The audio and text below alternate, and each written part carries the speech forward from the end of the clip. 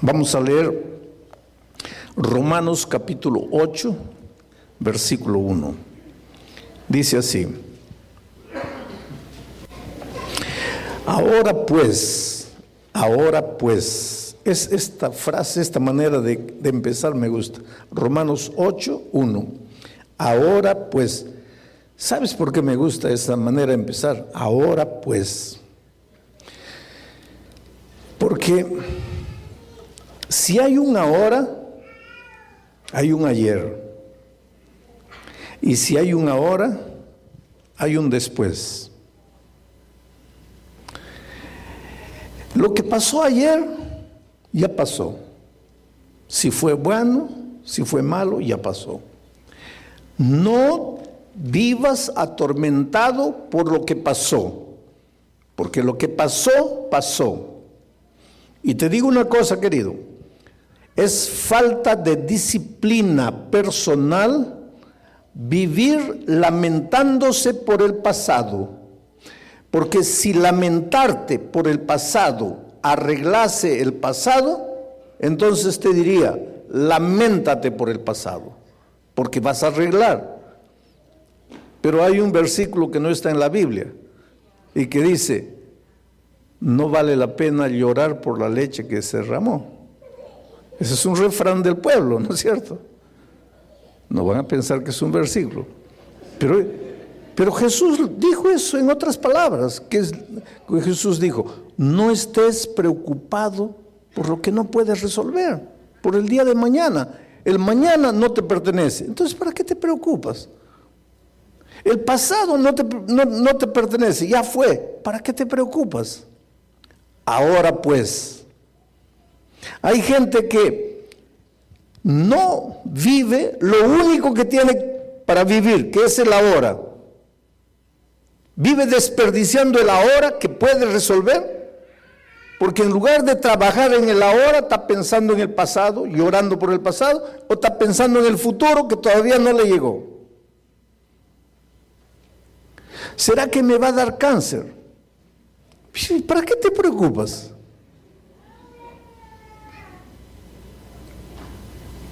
¿Será que la persecución viene? La profecía dice que sí, pero ¿para qué te preocupas? Cuando llega, pues la enfrentas. Yo digo que cuando vengan los tiempos difíciles, ¿vas a sufrir o no? Claro. Entonces guarda tu energía para sufrir. ¿Para qué estás sufriendo ahora por adelantado? Hay que saber vivir, querido. Hay que saber vivir. Por eso Pablo dice así, ahora pues, ahora, vamos a vivir el ahora, vamos a resolver el ahora. Lo que pasó, pasó, lo que no pasó, todavía no pasó. Basta cada día su afán. Pero ¿qué es lo que dice? Eso no es el mensaje, eso es solo una introducción. Ahora pues, ninguna condenación hay para los que están en Cristo Jesús. Los que no andan conforme a la carne, sino conforme al Espíritu. Aquí está el tema de esta noche. Ahora pues, ninguna condenación hay para los que están en Cristo Jesús. ¿Y quiénes son esos que están en Cristo Jesús? Los que no andan conforme a la carne, sino que andan conforme al Espíritu. Esta noche vamos a ver lo que es andar conforme a la carne y también lo que es andar conforme al Espíritu. Los que andan conforme al Espíritu están en Cristo Jesús y para ellos no hay condenación. Los que no andan conforme al Espíritu, andan conforme a la carne. Esos están en el terreno de la condenación. Pero para entender lo que es la condenación, primero tenemos que entender lo que es la muerte.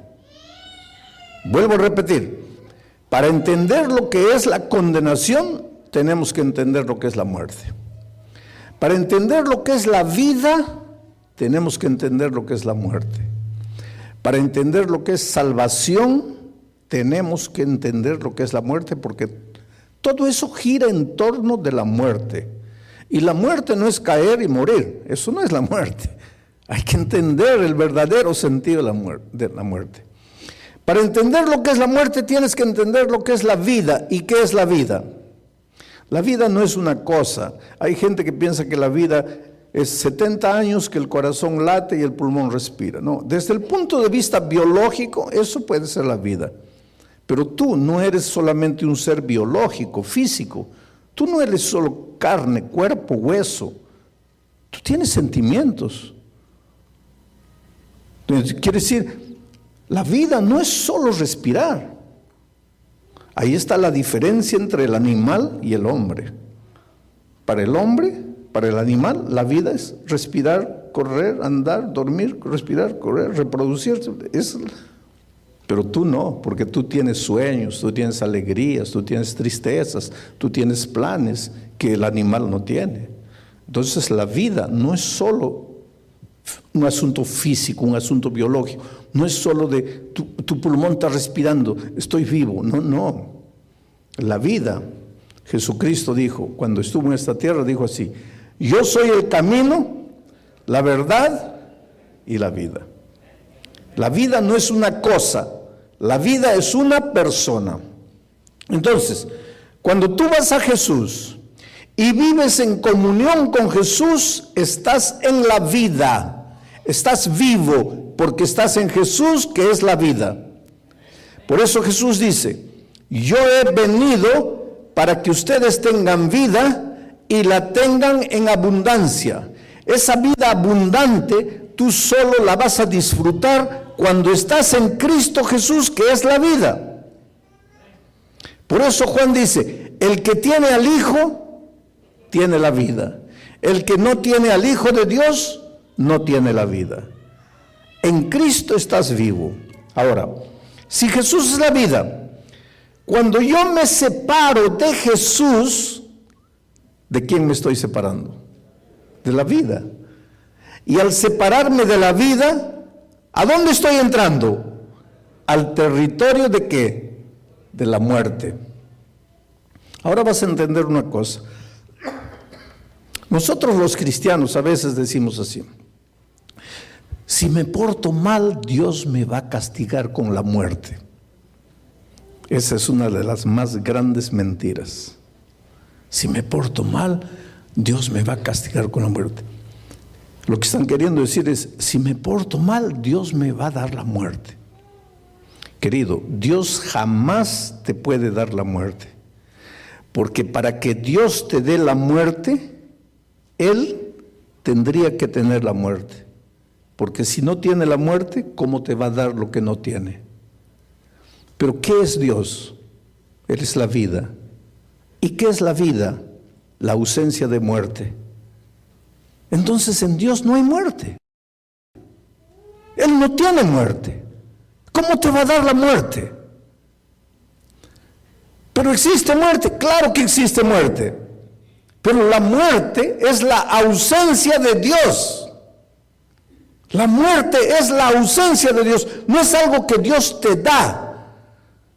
La muerte no es algo que Dios te da. La muerte es algo que tú eliges, tú escoges, tú decides. Porque cuando tú te separas de Jesucristo, que es la vida, nadie te empuja para allá, nadie te arrastra para allá. Tú vas porque tú quieres. Pero cuando tú vas, te separas de la vida, te metes al territorio de la muerte. Ese es el problema. La muerte es una decisión humana. Ahora yo sé lo que tú estás preguntando. En tu corazón estás diciendo sí, pero la Biblia no dice que la paga del pecado es la muerte. Sí, la Biblia dice eso. Solo que hay un problema. La Biblia no fue escrita en español. La Biblia fue escrita ¿en qué idioma? El Antiguo Testamento en hebreo, el Nuevo Testamento en griego. Y ese versículo que dice la paga del pecado es la muerte, está en el Nuevo Testamento, está en el libro de Romanos, está en el capítulo 3, está en el versículo 23, y lo dijo Pablo, y Pablo no hablaba español, Pablo hablaba griego. Entonces, para entender correctamente lo que quiere decir la paga del pecado es la muerte, hay que conocer un poco de griego. Y entonces cuando tú lees en griego, ves que el texto originalmente, correctamente dice así: el resultado del pecado es la muerte. Ahora más me vas a decir, pero es la misma cosa, pastor. Sí, casi la misma cosa. Porque la paga es lo siguiente: tú la hiciste, yo te cobro. Eso es paga, pero el resultado no. Tú hiciste y naturalmente vas a recibir el resultado de lo que escogiste, y tú escogiste la muerte. El resultado del pecado es la muerte. ¿Y qué cosa es pecado? Isaías 59:1, creo. Vuestros pecados han hecho separación entre mí y Dios. ¿Qué es pecado?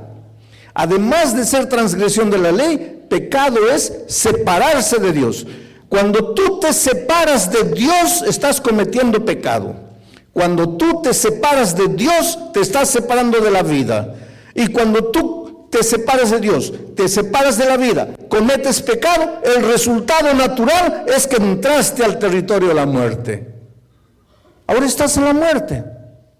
Sí, pero pastor, ¿y qué tiene que ver eso con la condenación?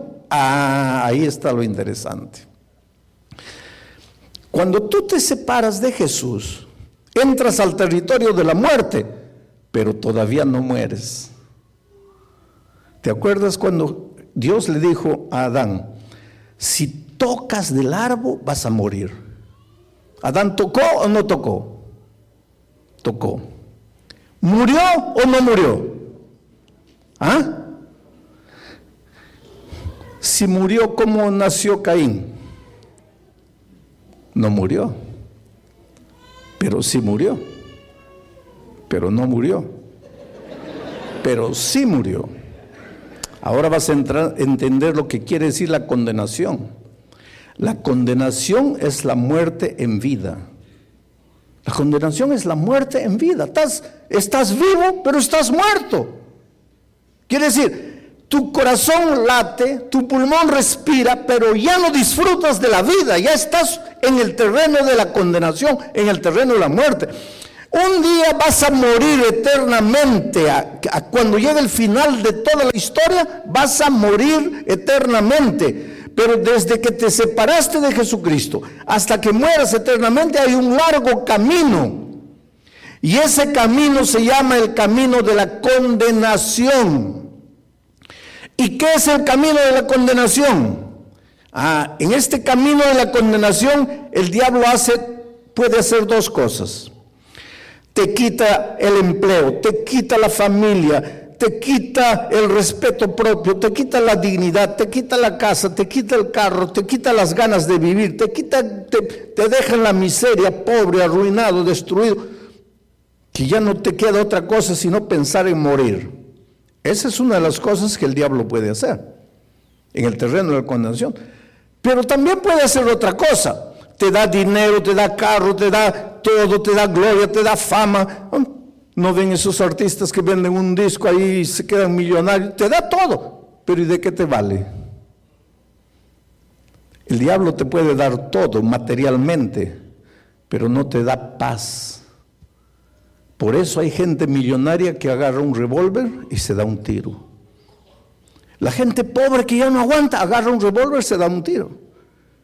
Y la gente rica también agarra un revólver y se da un tiro. Porque ambos, el pobre se mata, el rico se mata. ¿Por qué? Porque están en el terreno de la condenación. Entonces, no es solo que si estoy en el terreno de la condenación todo me va a ir mal. No, todo te puede ir bien también. Pero de nada te va a servir, porque no vas a tener paz en el corazón. Y yo conozco gente millonaria, gente rica, gente famosa que llora, que se desespera. ¿Por qué un artista famoso que tiene gloria, fama, dinero, poder, todo, se mete droga hasta matarse? ¿Por qué? Porque no tiene paz. Porque está en el terreno de la condenación. Está caminando el camino de la carne. Está perdido. Aquí no hay paz. Pero ahora viene Pablo y dice: pero ahora, hoy, porque ayer no interesa, pero ahora ninguna condenación hay para los que están en Cristo Jesús. No interesa cómo está tu vida. Estás perdido, estás acabado, estás semidestruido, pero ahora da media vuelta y va en dirección de Jesucristo. Y ahora ninguna condenación hay para los que están en Cristo Jesús. Pero creo que conté anoche, yo estaba saliendo en el Brasil de un estadio, sí, te conté anoche, pero voy a repetir para que entiendas el terreno de la condenación. Yo vivo en Brasil hace muchos años. El Brasil es interesante, es un país, gracias, muchas gracias. Es un país lindo, tiene muchas cosas, pero tiene cosas tristes. También una de las cosas feas que el Brasil tiene es la famosa macumba, la hechicería, la brujería. Y yo les decía anoche, mucha gente piensa que las brujas son feas. Eso es en la historia de la revista ahí. La bruja es fea, nariguda, tiene una verruga en la nariz. Pero hay brujas bonitas. En el Brasil hay muchas brujas bonitas metidas ahí, artistas famosos, brujas macumberas. Bueno, pero el caso es que yo estaba saliendo de predicar y viene una señora con un papelito y me entrega: pastor, por favor, yo creo en el poder de su oración, ore por mí para quebrar el poder del demonio. Le digo: ¿qué te pasa? Mientras estaba yendo al carro, ¿qué te sucede? Y mira la historia que me cuenta. Dice: pastor, mi vecina es una bruja y es una bruja bonita. Y mi esposo se apasionó de la bruja, porque la bruja le hizo un trabajo para él enamorarse de ella. Ahora, el dinero que antes mi esposo traía para la casa, mitad le da la bruja. Estamos pasando necesidad, estamos en problemas. Mi hijo mayor de 17, 18 años descubrió que el papá está enamorando con la bruja y se metió a las drogas y ahora está en las drogas hasta el cuello. Y hace 2 semanas, pastor, descubro que mi hijita de 13 años está embarazada.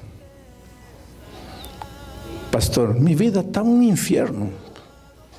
Mi esposo con la bruja, mi hijo en las drogas, mi hijita embarazada. Cuando el papá les quiere decir algo a los hijos le miran: ¿y qué autoridad, qué moral tienes tú para decirme algo? Tú estás ahí con la bruja. El hogar destruido, el hogar acabado. Y ella dice: pastor, y yo he perdido las ganas de vivir. He entrado en un estado de depresión que paso días, no me levanto de la cama, no quiero trabajar, no quiero hacer nada, solo quiero morir, pastor, solo quiero morir. Y yo lo conozco a usted de los tiempos que estaba en la televisión, en la radio, y cuando el otro día dijeron que usted iba a predicar, vine para que usted ore por mí, para romper el poder de la macumba. Le digo: está bien, yo voy a orar por ti, pero dime, ¿tú eres de la iglesia? No, pastor, yo no soy de la iglesia. Le digo: pero esta noche yo dije a las personas: levántense, vengan adelante, entreguen la vida a Cristo. ¿Tú te levantaste? No, pastor. ¿Por qué no te levantaste? Pastor, disculpe, pero es que yo no quiero cambiar de religión, pastor. ¿Tú te das cuenta? Yo no te estoy hablando de religión, yo te estoy hablando, querido, de tu vida, ¿Está todo bien en tu vida? ¿O las cosas están de cabeza para abajo? Por más que te esfuerzas, que luchas para arreglar. Porque el otro día alguien me dice: sí, pastor, a mí me pueden acusar de todo, pero de ocioso no. Trabajo en 2 empleos. Salgo a las 4 de la mañana, vuelvo a las 11 de la noche. Lucho, pastor, trabajo. Y yo veo otra gente que trabaja menos que yo, progresa. Y yo en la pobreza, en la miseria. ¿Sabes por qué? Estás en el terreno de la condenación. Estás en el terreno de la condenación. Pero pastor, ¿cómo sabe usted que estoy en el terreno de la condenación? Yo te hago una simple pregunta. ¿Cuándo en tu vida diste la media vuelta y te entregaste a Jesús. Porque Pablo dice, ahora, ninguna condenación hay para los que están en Cristo Jesús. ¿Cuándo te entregaste? ¿Cuándo fuiste? Entonces, por más bueno que seas, porque hay gente que me dice, pero pastor, yo no le hago mal a nadie, yo no estoy robando, no estoy matando, yo solo quiero lo mínimo, que Dios me deje vivir bien. Y Dios quiere que vivas bien, pero es que tú no estás en el territorio de Dios, tú estás en el territorio de la condenación. Y ahora esta señora viene con su vida destruida, y yo le digo, ven, y Jesucristo allá con los brazos, hija, ven, ven, y ella dice, no quiero cambiar de religión. Pero ¿qué religión, querido? Es asunto de cambiar de vida. El otro día una señora me decía, pastor, mira, ¿cómo es la vida, no? Perdí un hijo. Un año después, perdí el otro hijo, ya jóvenes, y los dos en accidente de tránsito. A raíz de eso, pastor, entré en un estado de depresión tan grande y de repente descubrí que mi esposo estaba con otra mujer y ahí fue la última gota. Ahora sin esposo y sin hijos, me vine a Estados Unidos. Y dice, vivo aquí en una casa de favor. Pero miren lo que ella me cuenta, pastor. A las 5 de la mañana, antes que nadie se haya levantado en la casa, yo me levanto y me voy. Y solo vuelvo en la noche después que todos se han acostado. ¿Y sabe por qué, pastor? Porque me da vergüenza comer. Está bien una semana, 15 días, un mes, pero estoy 8 meses, no encuentro trabajo. Y claro, cuando llega la hora de comer, ellos sirven la mesa. Yo tengo vergüenza, pastor, por eso me salgo a las 6, 5 de la mañana y vuelvo en la noche. ¿Dónde está Dios? Querido, Dios está en el mismo lugar, esperándote, con los brazos abiertos. Tú no tienes que tener miedo de ir a Jesús. Ah, pastor, pero es que si me entrego a Jesús ya no voy a poder fumar, ya no voy a poder beber, ya no voy a poder ir a las fiestas. ¿Quién te ha dicho? Tú no tienes que preocuparte. Cuando tú piensas en ir a Jesús, tú no tienes que pensar qué es lo que no vas a hacer. Tú tienes que pensar simplemente en vivir la más linda historia de amor con Cristo. Yo siempre me pregunto, ¿qué es lo que los novios piensan en la hora del matrimonio? Ahí están. Yo no hago mucho matrimonio, pero a veces veo a los dos novios frente a mí. Él mira a la chica, flaquita. Todas las novias son flaquitas cuando se casan. La ve ahí. ¿Qué pensará el novio? A ver, voy a imaginar. ¿Cuánto frijol comerá esta chica por día? ¿Y cuántos años voy a estar casada con ella? A ver, ¿cuánto cuesta el frijol? En 50 años de casado, ¿cuánto frijol?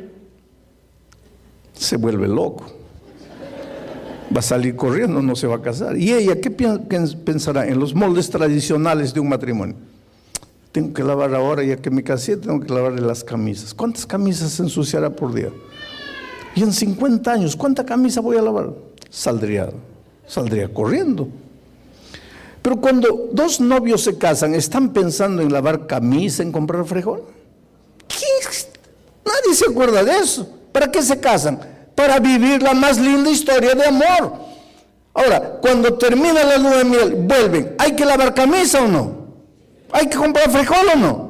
Pero nadie se casa para eso. Entonces, querido, ¿por qué es que tú, cuando piensas en serte cristiano, dices, pero ahora ya no podré fumar, ahora ya no podré ir a la fiesta? Pero ¿quién se casa para eso, querido? Tú no te entregas a Cristo para eso, tú te entregas a Jesús para vivir la más linda historia de amor con Cristo.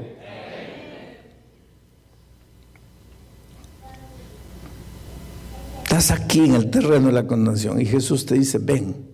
Pues entonces va, corre, entrégate al Señor Jesucristo. Y yo te digo una cosa, en el terreno de Jesús, esto es como la historia del gato y el ratón. ¿Cuántos han visto un gato cazando a un ratón? Levanten la mano. ¿Cuántos han visto alguna vez un gato cazando? Bueno, ustedes van a entender. ¿Cuántos nunca han visto un gato cazando a un ratón? Levanten la mano. Nunca han visto. Ustedes no van a entender. Tú sabes que el placer del gato no es matar al ratón. El gato no caza ratón para matarlo, ni para comer. Gato no come ratón. El gato solo come ratón. Ratón le dicen, ¿no? El gato solo come ratón cuando el dueño es un tacaño que no le da comida. Pero cuando el gato está bien alimentado, él no come ratón. El gato no come ratón. Pero entonces, ¿para qué caza? Por el placer que le da, pero no matar, porque el gato no mata. Ahí que está. Por eso les pregunté, ¿cuántos han visto un gato cazando a un ratón? Porque el gato agarra al ratón y no le mete las garras, porque si le mete las garras lo mata y él no quiere matarlo. Tampoco lo muerde, solo lo mordisquea un poquito así, porque lo que quiere es hacerlo sufrir. El pobre ratoncito se desmaya. Ahí el gato se queda tranquilo, se hace al tonto, como que no le interesa, se queda ronroneando. El ratoncito se despierta, lo ve al gato indiferente, se da cuenta que no lo han matado. Estoy vivo. Y comienza un paso, otro paso, alejarse, su huequito está allá. Ya me voy. Y cuando comienza a correr, ahí viene el gato, de un salto lo agarra nuevo. Y ahí comienza nuevamente la tortura hasta desmayarlo. Ahí lo deja hasta que reaccione. Ahí comienza la tortura. Y tú puedes ver que un gato puede quedarse un día entero torturando al ratón y no lo mata. Solo lo mordisquea. El gato es el diablo y el ratoncito somos nosotros. ¿Tú crees que el placer del diablo es matarte? Calma. Un día cuando llegues aquí vas a morir, pero calma. Y mientras no mueras aquí, vas a caminar el camino de la condenación y ahí él va a entrar con la operación tortura. Te va a torturar de día y de noche, de una manera, de la otra,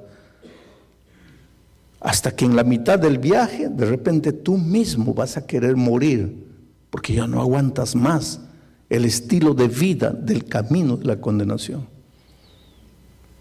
Pero querido, aquí de este otro lado está el Señor Jesucristo, diciendo, hijo, ven. Dice, volved a mí, ¿por qué moriréis, oh casa de Israel? No importa lo que has hecho, no importa lo que has vivido, no importa tu pasado, ven. En Cristo Jesús todos somos hechos criaturas nuevas, ven. Tus pecados te serán perdonados. Si tus pecados son rojos como el carmesí, serán como blanca lana. Ven. Y sabes que la mayoría de nosotros está aquí. Mira para Jesús, quiere ir, mira para el gato. Mira para Jesús, mira para el gato. Ve a Jesús, querido, entrégate, ríndete. Ahora, cuando tú llegas a Jesús, el Salmo 46 dice, Dios es nuestro refugio y fortaleza. Y para que entiendas en el lenguaje del gato, Dios es nuestro huequito, nuestro agujero, donde nos metemos y ahí pueden venir 50 gatos. Estamos seguros. Ahí el diablo no nos toca. Puede hacer lo que quiera. Mira, hace años, yo estaba en el Brasil. Ya les he contado esa historia muchas veces. Salí de mi cuarto en el hotel. Una ciudad llena de macumba ahí en el norte de Brasil, la ciudad del Salvador. No el país del Salvador, la ciudad del Salvador de Brasil. Y salgo así y veo un círculo de ceniza de cigarro así enorme, una canasta sin tapa abierta y un sapo enorme patas arriba, moviéndose de manera grotesca porque el sapo le habían clavado alfiler por todo el cuerpo, en las articulaciones, en el pulmón, en el riñón, en el corazón, por todo. El pobre sapo no estaba muerto, estaba agonizando. Para mí, ver un sapo vivo ya no me gusta. Imagínense un sapo en esa condición. Fue una cosa terrible. Y di un salto, pero ¿qué me hicieron? Y agarré el teléfono, llamé al gerente del hotel. ¿Qué hicieron aquí en mi cuarto? Ahí el gerente viene. Ay, señor, le han hecho una macumba. Le digo, está bien, pero manda a limpiar, yo quiero salir, porque no se podía salir, una cosa enorme ahí. Y él manda a llamar a las 2 chicas para limpiar el cuarto. Y las muchachas vienen. Ay, le han hecho una macumba. Le digo, por favor, limpien, ¿qué quiero hacer? No, señor, no, nosotros no podemos tocar eso. Pero yo quiero salir. No, pero tenemos que llamar a un entendido porque le han hecho un trabajo de macumba y eso solo puede ser deshecho por alguien que entienda, porque nadie puede tocar eso. Pero yo tengo que salir. No, pero nosotros... Y el gerente miró a las muchachas, ya, limpien. Y las pobres comenzaron a llorar de miedo. Y claro, querido, ahora te digo una cosa, mira. Si tú no estás en el refugio, si tú estás aquí, ten pavor del enemigo. Porque a veces tú piensas, no, que me han hecho un trabajo de hechicería, de brujería. Si estás en el terreno de la condenación, te agarra todo, porque estás en el territorio del enemigo. Yo entendí, pobres chicas, tal vez ellas no conocían a Jesús. ¿Y para qué las iba a hacer sufrir? Le dije, mira, dame la escoba, yo voy a limpiar. No, Señor, no haga. Mira, tú quédate tranquila. Limpié, recogí todo, salí. Estoy hablando de una cosa más de 30 años atrás. La mujer todavía me dice, Señor, cuídese, mire, está viendo esa aguja en el riñón, usted va a morir del riñón. Está viendo en las articulaciones, usted va a morir todo seco. Aquí estoy, querido, por la gracia de Dios. Mis riñones están bien, mis pulmones están bien, mi corazón está bien, mis articulaciones están perfectas. ¿Por qué? Es que Pablo dice, ninguna condenación hay para quien está en Cristo Jesús.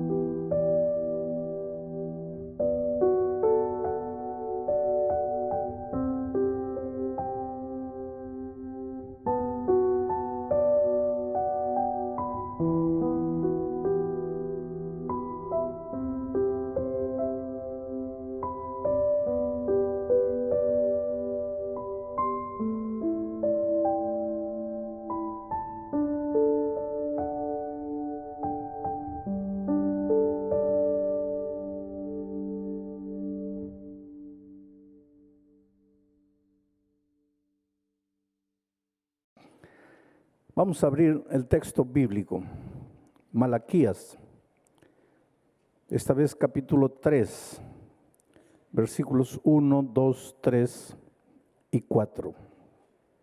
Miren lo que dice. He aquí, en el original hebreo dice, mira, observa, escucha, presta atención, ese es el sentido. He aquí, yo envío mi mensajero, el cual preparará el camino delante de mí. Y vendrá súbitamente a su templo el Señor a quien vosotros buscáis. Y el ángel del pacto a quien deseáis vosotros. He aquí viene, ha dicho Jehová de los ejércitos. ¿Y quién podrá soportar el tiempo de su venida? ¿O quién podrá estar en pie cuando Él se manifieste? Porque Él es como fuego purificador y como jabón de labradores, y se sentará para afinar y limpiar la plata, porque limpiará a los hijos de Leví, los afinará como a oro y como a plata, y traerán a Jehová ofrenda en justicia. Y será grata a Jehová la ofrenda de Judá y de Jerusalén, como en los días pasados y como en los años antiguos. Les faltó el versículo 4. Voy a leer el 4. El 4 dice así. Y vendré a...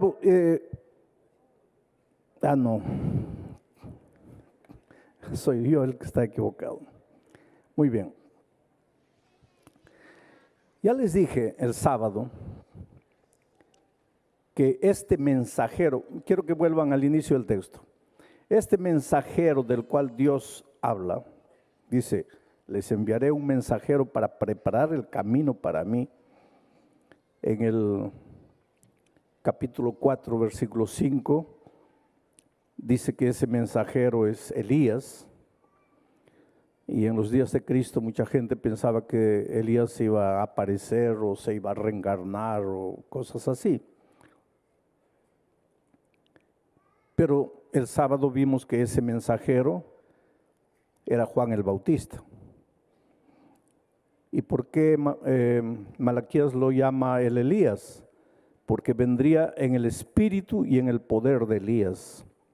Y vimos que antes de la segunda venida, porque Juan el Bautista llegó para preparar el camino, los corazones de las personas para la primera venida, pero antes de la segunda venida Dios volvería a levantar mensajeros con el mismo poder y el mismo espíritu de Elías. ¿Para qué? Para preparar el terreno, para preparar el corazón de las personas para la segunda venida de Jesucristo. El sábado también dijimos que el primer mensajero, Juan el Bautista, hizo todo lo que pudo, pero infelizmente el pueblo oyó, no entendió nada. Y cuando Cristo vino, a los suyos vino y los suyos no lo recibieron. Viene la pregunta, ¿estamos entendiendo hoy el mensaje? ¿Estamos dejándonos preparar por el mensaje del tercer ángel? ¿Estamos listos para encontrarnos con Jesucristo? Y es justamente por eso que el libro de Malaquías sirve para nosotros hoy. Y el mensaje de Malaquías es un mensaje actualizado. El otro día yo viajaba en un avión de San Pablo para Brasilia y una persona inteligente sentada a mi lado, cuando descubrió que yo era pastor porque estábamos hablando, me dice: pastor, ¿hay lugar para la Biblia hoy? Porque me dice que yo entiendo, la Biblia fue escrito miles de años atrás, siglos atrás. La gente era otra gente, la cultura era otra cultura, la ropa era otra ropa, las costumbres eran otras.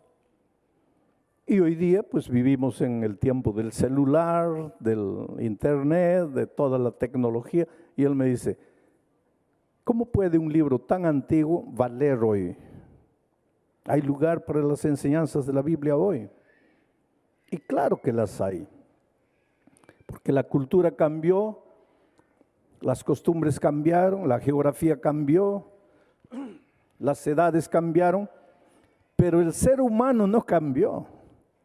El ser humano continúa siendo el mismo ser humano desesperado de esos tiempos. Yo les pregunto, ¿han leído en la noticia, han escuchado en la radio, en la televisión alguna vez que un hermano de sangre mató a su hermano de sangre? Claro que sí. Pero si ustedes van a la Biblia, van a ver que Caín mató a Abel.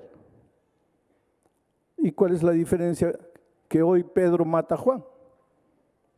El ser humano es el mismo ser humano. Por lo tanto, el mensaje de la Biblia vale hoy. Y mucho más el mensaje de Malaquías vale para la iglesia de hoy. Porque Malaquías habló del mensajero que prepararía la iglesia para la primera venida de Cristo.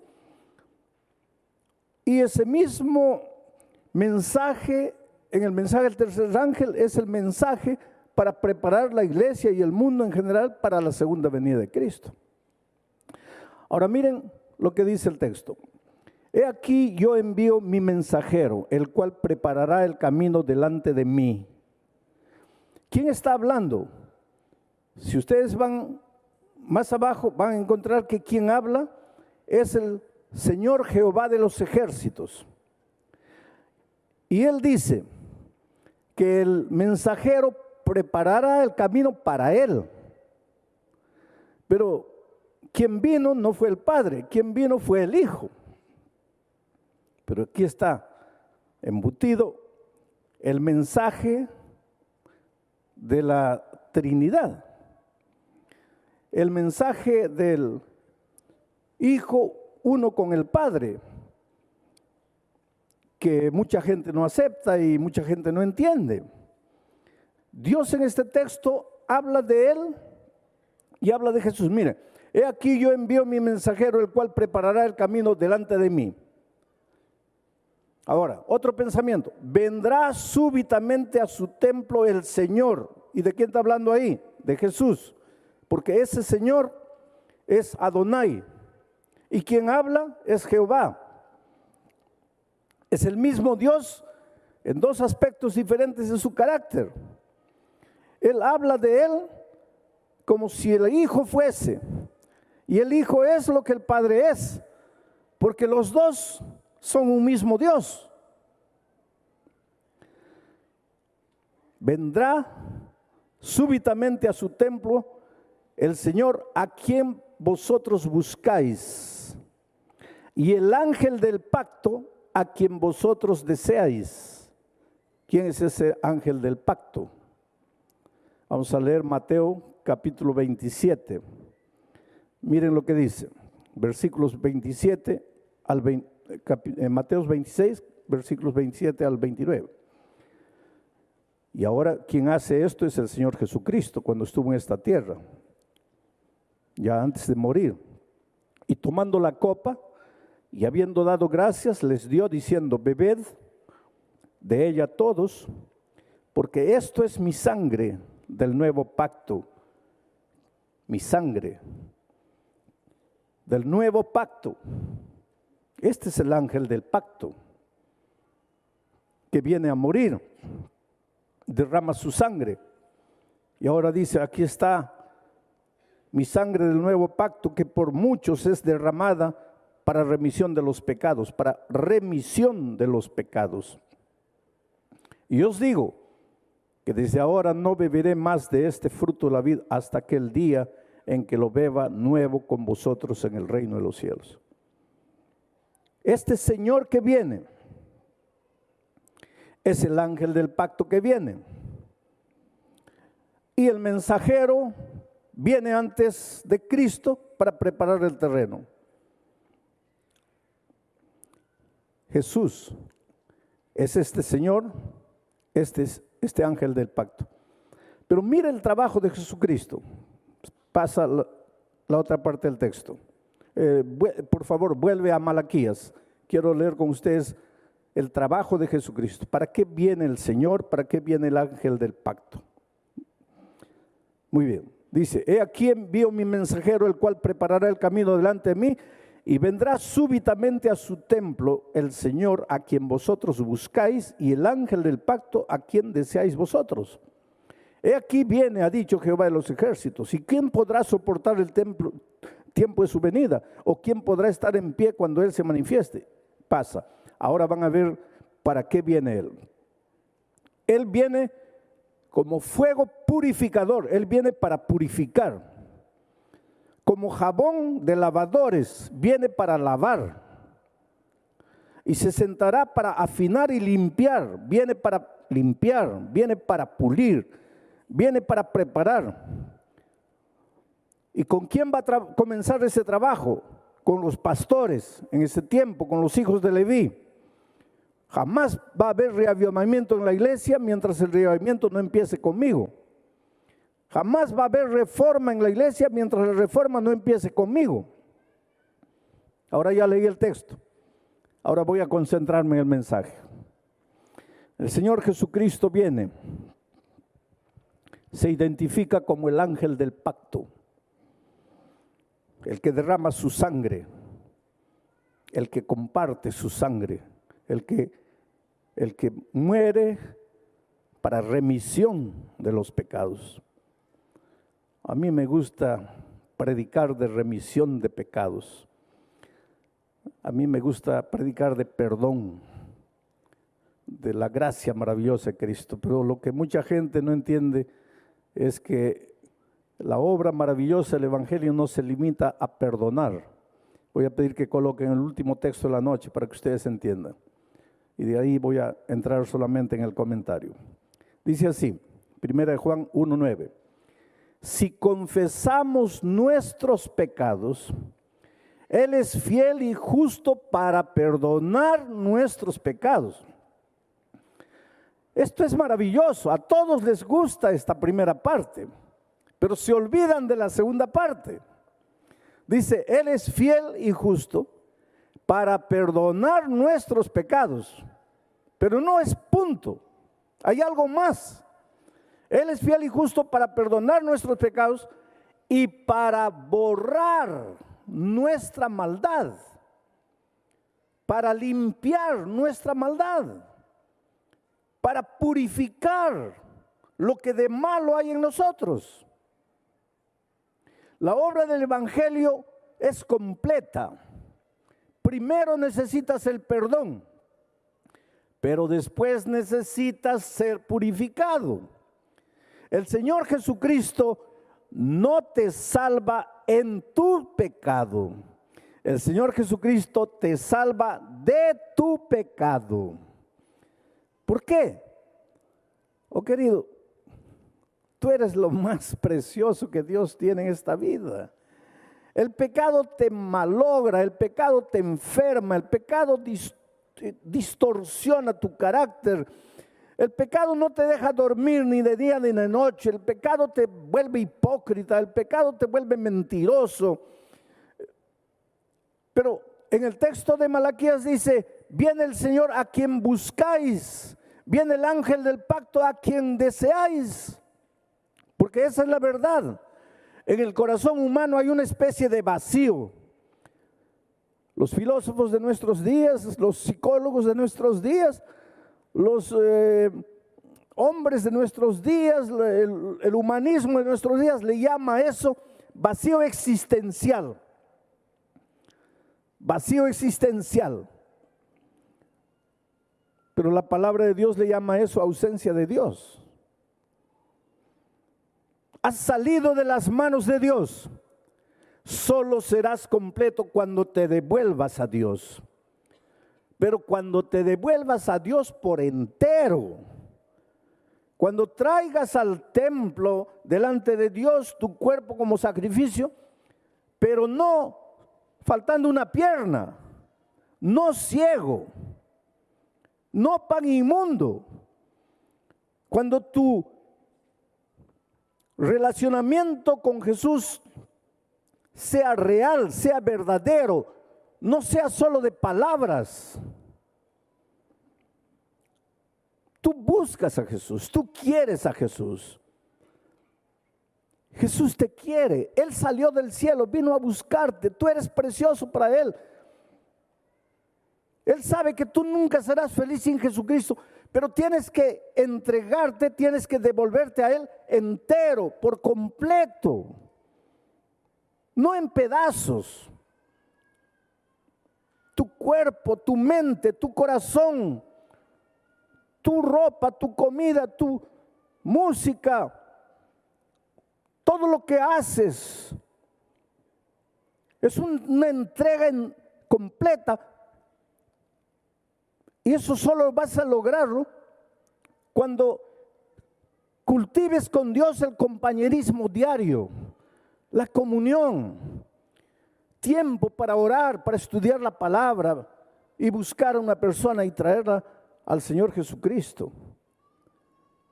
Yo me voy a detener un poco en la primera parte del Evangelio, en la primera parte de la obra maravillosa de Jesucristo, que es perdonar. En el nombre de Jesucristo yo te digo una cosa esta noche: tú no tienes el derecho de pensar que has hecho algo malo en tu vida que Dios no te pueda perdonar. Dios te puede perdonar todo, todo, todo. El Señor Jesucristo dijo: todo pecado le será perdonado al ser humano. Todo es todo. No hay superlativo encima de todo. No hay más todo, porque todo es todo. Ya no hay nada más encima de todo. Todo. No importa lo que hayas hecho. No importa cómo hayas vivido. No importa dónde te hayas ido. No importa cuán profundo hayas caído. No tienes el derecho de vivir atormentado por el pasado. No tienes el derecho de sentirte culpable y pecador. Todo pecado le será perdonado al ser humano. Adulterio, homosexualismo, asalto a mano armada, tráfico de drogas, asesinato. Imagina lo peor de lo peor: brujería, hechicería. Imagina lo peor de lo peor. Todo pecado le será perdonado al ser humano. Esta es mi sangre que por vosotros es derramada. Oh querido, la paga del pecado es la muerte. Todos nosotros merecemos morir. No hay justo ni siquiera uno. Todos pecamos y estamos destituidos de la gloria de Dios. Desde la cabeza hasta los pies, todo es llaga podrida. No hay esperanza para el pecador. No habría esperanza para el pecador, a no ser que apareciese la persona maravillosa de Jesucristo. Y el Espíritu de profecía dice que los ángeles se le ofrecieron y le dijeron: Señor, tú no, déjanos a nosotros ir para rescatar al hombre. Pero el rescate del ser humano solo podía ser realizado por Dios, no por una criatura. Y Él dejó todo allá en el cielo y vino a esta tierra a pagar el precio del pecado, porque te ama, porque eres importante para Él, porque en el cielo tu lugar siempre te estará esperando. Esta noche, en medio de la multitud, tú puedes tener la tentación de pensar: ¿quién soy yo? Soy uno más. No eres uno más, eres el único. Dios no mira esta noche a 3,000 personas reunidas. Dios no mira esta noche a 50,000 personas conectadas al internet. Dios no mira esta noche a millones de personas recibiendo el mensaje por radio. Mientras estás viajando en una carretera, escuchando en este momento el mensaje, tú eres importante para Dios. Caminando por la carretera, de repente estás desesperado porque acabas de pelear con la esposa o con el esposo, o porque te han dado la noticia de que estás con cáncer.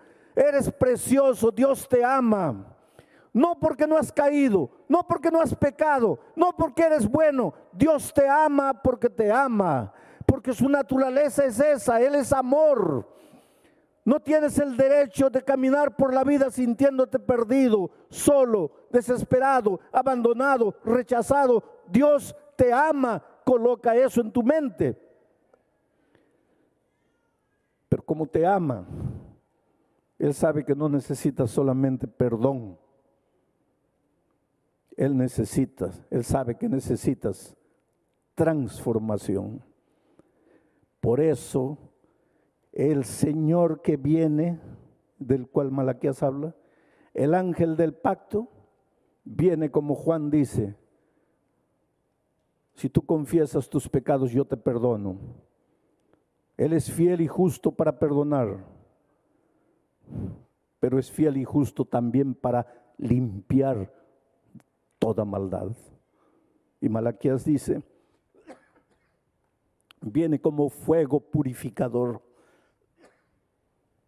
El problema es que el mundo evangélico en general solo quiere la gracia perdonadora. Pero querido, no existe gracia perdonadora, punto. Existe gracia perdonadora y transformadora. Porque cuando Dios hace las cosas, las hace completas, las hace por entero. Y el perdón no es la salvación completa. El perdón es el comienzo, es el inicio. Pero al mismo tiempo que te perdona, te transforma, te limpia, te purifica.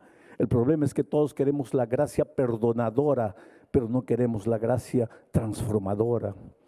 Somos caballitos rebeldes que corremos, inventamos nuestro ritual, nuestra liturgia, nuestras actividades para esconder las cosas horribles que cargamos por dentro. Y venimos al templo y parece que está todo bien y levantamos las manos al cielo. Señor, gracias por tu amor, gracias por tu perdón, pero querido, no eres feliz. Solo lo serás cuando dejas que el poder transformador de Jesucristo trabaje en tu vida. Y Malaquías dice, querido, viene el día grande del Señor. Y cuando llegue ese día grande del Señor, yo no quisiera que tú estés desesperado y que corras a las montañas pidiendo que caigan encima de ti. Yo quisiera que tú levantes las manos al cielo y digas, este es nuestro Dios amado, lo hemos esperado y Él nos salvará. Pero para eso tienes que dejarte purificar. Y es por eso que los mensajes de Malaquías son duros. Es por eso que noche a noche el Señor me ha reprendido a mí y te ha reprendido a ti. Y es por eso que Malaquías dice, este trabajo será iniciado con los hijos de Leví, con el ministerio, con los pastores. El pueblo nunca irá más lejos del ministerio. El pueblo nunca irá más lejos de donde yo llego. Esta semana tiene que servir para que yo como ministro coloque mi vida una vez más en el altar del Señor, para que el cuerpo, el equipo de pastores diga, Señor, yo me entrego a ti, purifícame. Aquí se menciona el jabón de lavadores, se menciona la lejía. ¿Te acuerdas que otro profeta dice así? Aunque amontones lejía delante de ti, aunque te laves con jabón, tu pecado estará siempre delante de mí. ¿Sabes lo que él está diciendo? Es tu dominio propio, tu fuerza de voluntad, tus decisiones, tus promesas. Esos son tus lejías, esos son tus jabones. Aunque amontones eso, tu iniquidad siempre está delante de mí. Entonces deja de luchar solo. Deja de intentar solo, entrégate al Señor que llega como fuego purificador. Entrégate al Señor que llega con jabón, como jabón de lavadores. Él tiene paciencia, dice, Él se sentará para purificar la plata, para sacarle brillo a la plata. Tú eres precioso, querido. Estás todo oxidado, esas cosas que te perturban, esa esclavitud de la pornografía, esa esclavitud del juego a dinero, esa esclavitud del meterte en deudas, esa esclavitud de tu temperamento, de tu personalidad, todo eso. El Señor viene como fuego purificador. Preséntate, déjate quemar. Y muchas veces Él tiene que usar el dolor. Tú sabes que hay personas que solo se dejan rescatar cuando ya no pueden hacer nada. Ustedes saben que yo fui director de jóvenes muchos años y yo enseñaba la especialidad de salvataje, cómo salvar a alguien que se está ahogando. Y siempre enseñaba que a los muchachos, a los guías mayores, que cuando alguien se está ahogando en el río, se está ahogando en el mar, en el lago, tú tienes que ir a acercarte hasta llegar cerca. Y tienes que salvarlo, no quieras salvarlo en el momento, tienes que cerrar el puño y darle uno aquí. Llevarlo al knockout. Y una vez nocauteado, ahí lo agarras y lo vas sacando hasta la orilla. Porque si tú no haces eso, en su desesperación Él te agarra y los dos se ahogan. Entonces, cuando quieras salvar a alguien, tienes que primero nocautearlo. Qué realidad, querido, qué realidad. Porque Dios quiere purificarte, te estás hundiendo, te estás ahogando. Dios quiere salvarte, Dios quiere limpiarte, Dios quiere hacerte de nuevo. Pero tú no te dejas, te escondes detrás de tu formalismo, te escondes detrás de las cosas que haces. No te dejas purificar, no te dejas transformar. Entonces Dios, para salvarte, no es que Él cierra el puño y te lleva al knockout. No. Lo que Él hace es que permite que la vida te lleve al knockout. La vida, las circunstancias, tus propios errores. Y ahí, nocauteado, solo ahí te dejas salvar. Solo ahí te dejas purificar. Solo ahí dejas que la obra maravillosa de Cristo transforme por completo tu ser. Oh, querido, ¿qué palabras yo puedo usar para decirte? Todos nosotros tenemos el sueño de entrar al reino de los cielos. Pero como estamos, no vamos a entrar. Con esa mediocridad espiritual, con esa rutina espiritual, con ese ir una vez por la iglesia. No. Algo tiene que hacer Jesús. Un milagro. Y Él está dispuesto a hacer ese milagro. Porque Dios es un Dios de milagros. Y sabes que Dios está trabajando en la vida de mucha gente hoy. Yo tengo aquí, por ejemplo, el nombre de Eladio. Eladio conoció a Jesucristo después de vivir una vida torcida por ahí. Un día se encontró con Jesucristo, se enamoró de Jesucristo y le dijo: Señor, te seguiré hasta el fin, pase lo que pase. ¿Tú sabes lo que quiere decir? Te amaré hasta el fin, pase lo que pase, te seguiré hasta el fin. 3 años después de bautizado, Eladio misteriosamente comenzó a perder la voz y no podía alimentarse porque le dolía terriblemente la garganta. Lo llevaron a los médicos, nadie descubría lo que tenía, hasta que quedó completamente sin voz, de tal manera que solo se comunicaba escribiendo papeles. Comenzó a adelgazar terriblemente porque no podía alimentarse. Tenía un mototaxi, era de él, trabajaba con el mototaxi.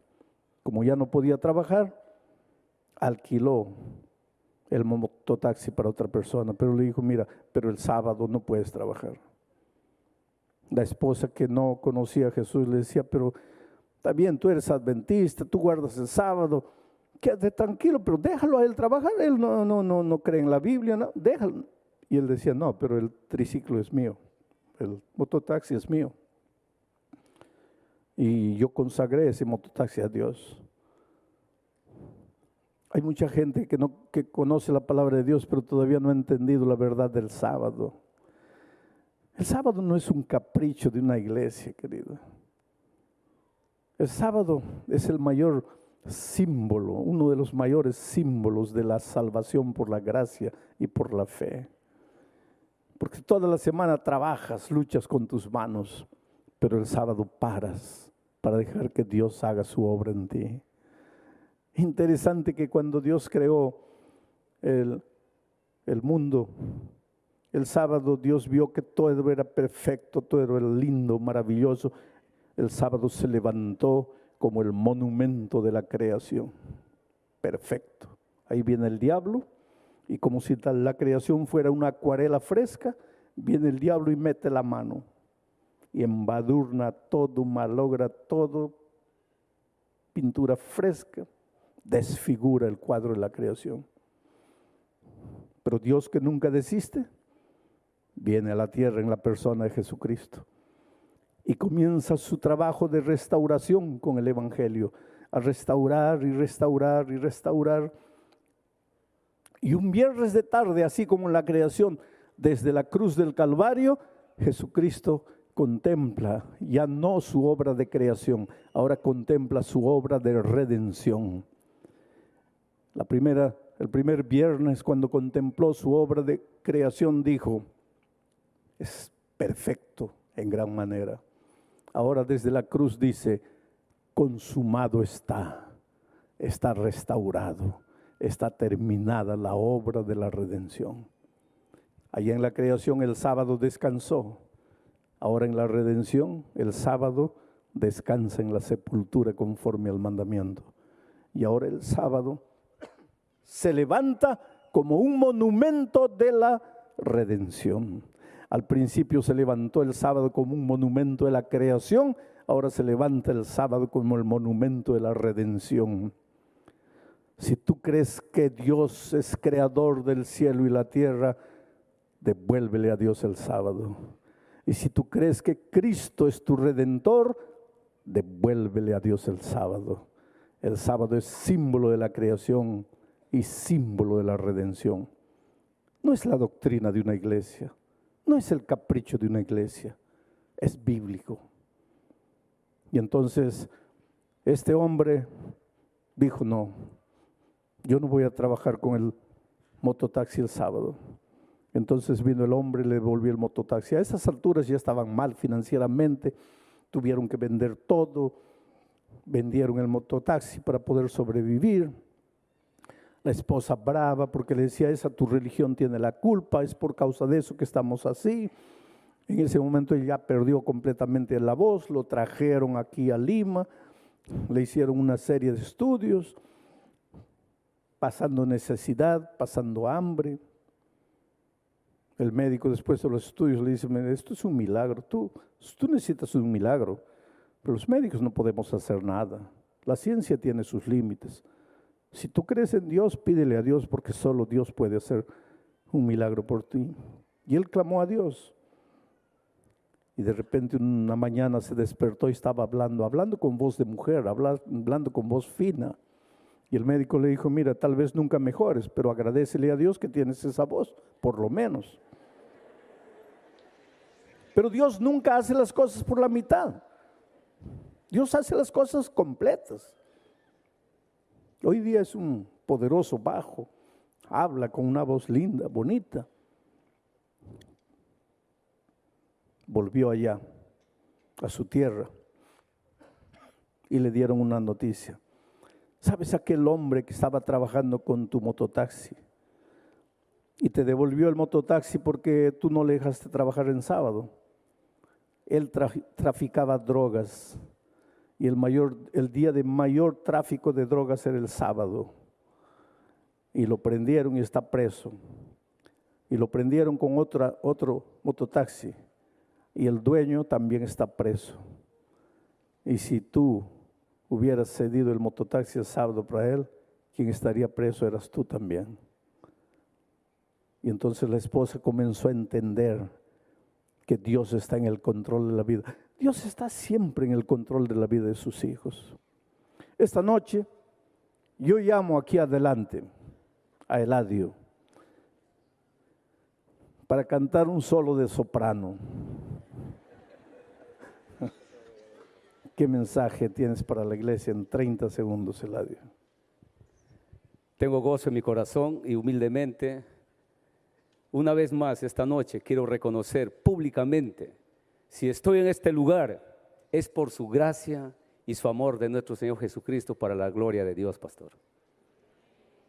Gloria a Dios, hermano.